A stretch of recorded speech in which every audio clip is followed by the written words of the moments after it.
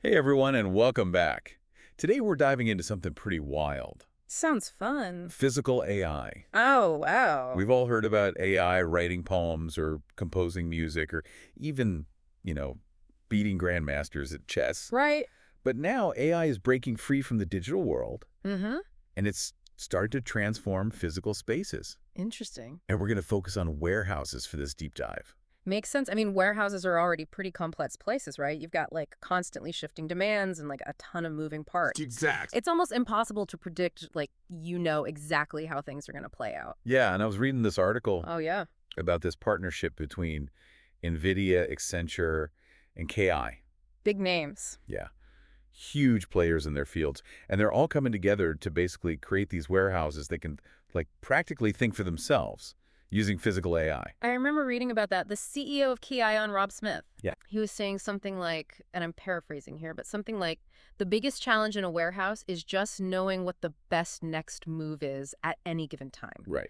Because things are constantly in flux and the current systems just aren't equipped to handle that. Okay, so let's break it down. Okay. How does this physical AI actually work? What are they doing? Well, they're combining a few different technologies. Okay.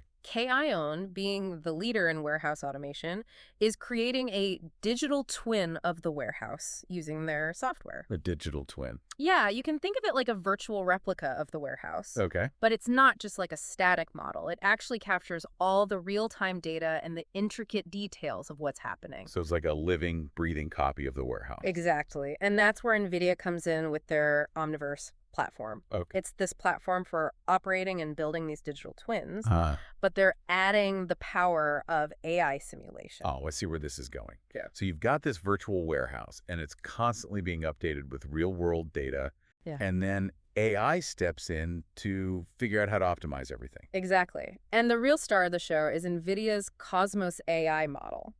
Cosmos AI. And this thing is mind-blowing. It's been trained on something like 9 trillion parameters. 9 trillion. Okay, that's a lot. It's a lot. So we're not talking about your average AI here. No. Cosmos is designed to understand the physical world in the same way that a language model like ChatGPT understands language. Okay. But instead of generating text, it generates simulations of how things will play out in the real world. So you could use Cosmos to test out different layouts for the warehouse, or you could see what would happen if you use a different number of robots. Exactly. Wow. And that's what makes this different from traditional digital twins. It's not just about monitoring, it's about predicting and optimizing future actions. It's like having a crystal ball for your warehouse. That's a good way to put it. So we have this really powerful AI Yeah. simulating all sorts of scenarios. Uh-huh. But how do we know that these simulations are reflecting reality? That's where the real world debate comes in. Okay. They're feeding the AI a ton of information from cameras, sensors, CAD models of the warehouse. Oh, So it's constantly being checked against what's actually happening. okay. They're using techniques similar to what's being done with chatbots, like retrieval augmented generation or RGRAG. Greg. Oh, yeah, I've heard about that. It's all about keeping the AI grounded, Uh-huh. making sure that it's producing useful and accurate information. So this all sounds very cool, Yeah, very futuristic. it is. But what does it actually mean for these warehouses? Like, can you use these AI insights to make real-time decisions? Absolutely. Okay. They're integrating KION's warehouse management software with this whole system. Right. So the AI can actually analyze the data and make adjustments in real time.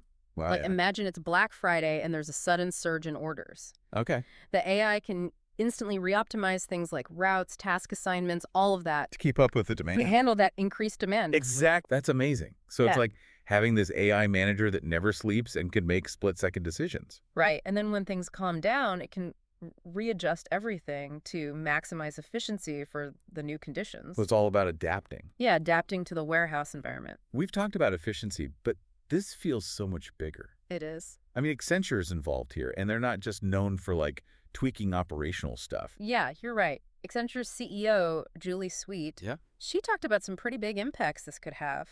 Like, imagine cutting the planning time for a new warehouse in half, Wow. or achieving something like a 50% reduction in operating costs. Those are some pretty serious numbers. They are. And it makes you wonder about the ripple effects. Yeah, if goods can be moved that much faster and cheaper, it could totally change how we shop. Right. what we buy, maybe even like where we live. It's not just about the warehouse itself. It impacts the whole system. The whole system, yeah. But of course, the big Yeah. question is, what about the workers? Right. Are robots going to take over? Well, that's the million-dollar question, isn't it? It is. All three CEOs addressed it. They were all very clear that this is about augmenting human capabilities, not taking away jobs. Okay, so how do they see that playing out? How do you augment human workers in a warehouse? Think about it. Right now, a lot of warehouse work is repetitive and physically demanding. Right. So this technology can handle those tasks Okay. and free up humans to do other things. So it's not robots versus humans. It's about working together. Yeah. And Jensen Huang from Nvidia, he made a good point about the global labor shortage. Yeah. You know, we're losing trillions of dollars because there just aren't enough workers. Right. So the idea is that AI can step in And fill the to gap. fill the gaps. Exactly. But we've been hearing about smart warehouses for years now. We have. What makes this different? There are a couple of key factors. Okay. First, we've seen a lot of advancements in robotics, especially with autonomous mobile robots. Right. These robots are much more flexible and adaptable. So they can move around and adjust to different situations. Exactly. And then there's the whole AI boom. The ChatGPT effect. You could call it that. It's made everyone so much more open to using AI. Right. Julie Sweet from Accenture actually told a funny story. Oh, yeah. Just a few years ago, they were constantly having to convince clients that AI was important, and very few CEOs were really on board. Right.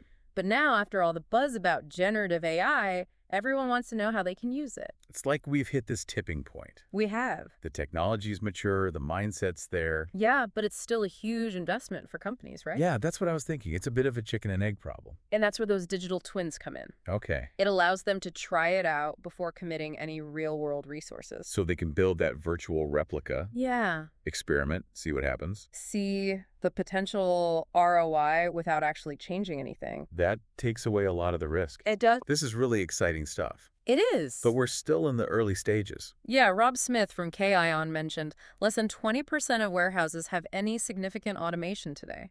So there's huge potential for growth. Massive potential. And just think about all the impacts this could have. On everything. Faster delivery times, lower costs, maybe even a smaller environmental footprint.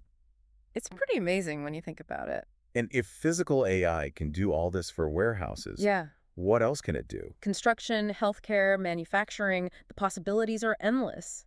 This is like a whole new frontier. It really is. I want to explore it further, but let's take a closer look at some of the potential downsides and challenges as well. Yeah, it's important to consider those. So we'll wrap up this part of our deep dive right here, Okay. but stay tuned because in part 2, we're going to delve into those challenges, Sounds good. the ethical considerations, Yeah. and discuss what all this means for the future of work. Looking forward to it. We'll be right back. So we talked about what physical AI is and how it works. Mm-hmm. These digital twins, AI simulation, all of that. Right. But now I want to talk about the bigger picture. Okay. So what? Yeah, the implications. Wow. We could start with the workforce. Yeah. The CEOs all said this technology is supposed to augment human capabilities. Right. Not replace jobs. Right. Like Kubots. Robots working with humans. Exactly. But still, you have to think about the possibility of job displacement. You do.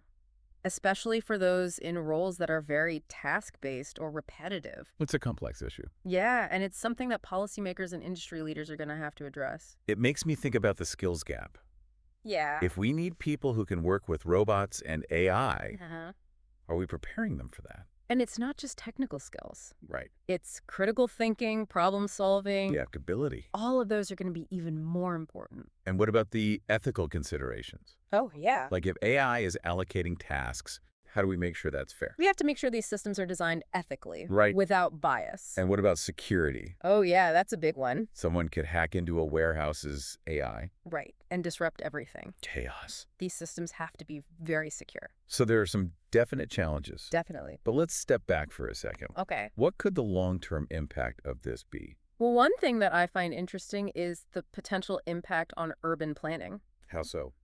Well, imagine if warehouses were so efficient that you could locate them closer to cities. Oh, wow. That would reduce transportation costs and delivery times. You could have smaller distribution centers all over. Exactly. No more giant warehouses on the outskirts of town. And that would impact everything. Traffic. Air quality. It could even lead to more reshoring. Oh, bringing manufacturing back closer to consumers. Exactly.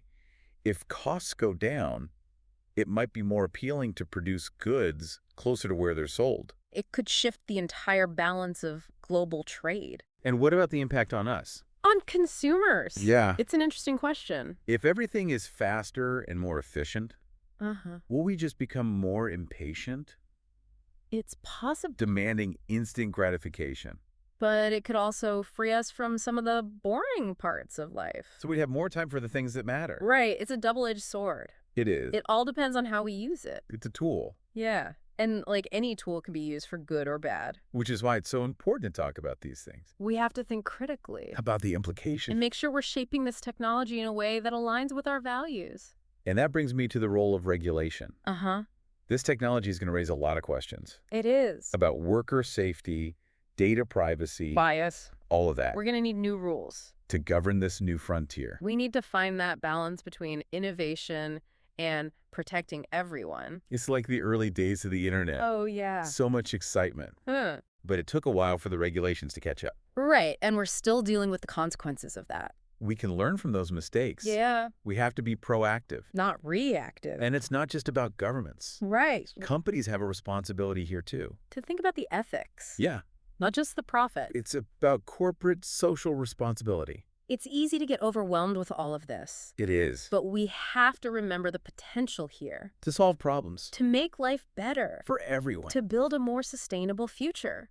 That's what keeps me optimistic. If we could do this right. Responsibly and ethically. The possibilities are limitless. We're at a crossroads. We are. We can choose fear Or we can embrace the and challenge. try to make this technology work for us. And the choices we make now, Uh-huh. they'll have consequences for generations to come. So as we move into the final part of this deep dive, Okay. I want to leave our listeners with a question. Okay. If you could use physical AI to solve one problem, What would it be? that's a good one. It makes you think about what's important, As what we value as a society. yeah. We'll be right back. All right, we're back and ready to wrap up our deep dive into physical AI. It's been quite a journey, hasn't it? From those super smart warehouses to the impacts on like everything, cities, global trade. It feels like we just scratched the surface. We did, but we also talk about some of the big questions. Yeah, like how do we prevent bias in these systems? How do we make sure they're used ethically? And how do we make sure everyone benefits? Tough questions. No easy answers. Definitely not. But just having these conversations, Yeah. it's so important. It is. The more we understand about this technology, the better. We can shape it. Exactly. And that brings us back to that question we asked earlier. Oh, right. About solving one problem. Yeah. If you could use physical AI to solve one problem in the world, what would it be? That's a tough one. It is. Makes you think Does. about what really matters. Maybe it's something related to climate change. Oh, yeah. Like using AI to optimize energy grids or make transportation more sustainable. Or what about healthcare? Oh, yeah. Using AI to develop new treatments or even cure diseases. That would be amazing. It would. Or maybe it's just about making our daily lives a little easier. A little less stressful. Exactly. There's so many possibilities. And that's what's so exciting. The possibilities are endless. It really feels like we're just at the beginning. We are. And who knows what incredible applications we'll see in the future. It's mind-blowing. That's why I love these deep dives. Me too. It's like a glimpse into the future. And it reminds us that we all have a role to play. In shaping that future. So to our listeners, we encourage you to keep exploring. Keep asking questions. Keep imagining the possibilities. Because the future is being written right now. And your voice matters. If you want to learn more about physical AI, we've got some great resources in the show notes. Links to articles, videos, all sorts of stuff. We've also included information about organizations that are working to make sure this technology is developed responsibly. Because it's not just about the what, it's about the how. Exactly. Thanks for joining us on this deep dive into physical AI. It's been a pleasure. Until next time, keep those minds open and stay curious. Goodbye. Goodbye, everyone.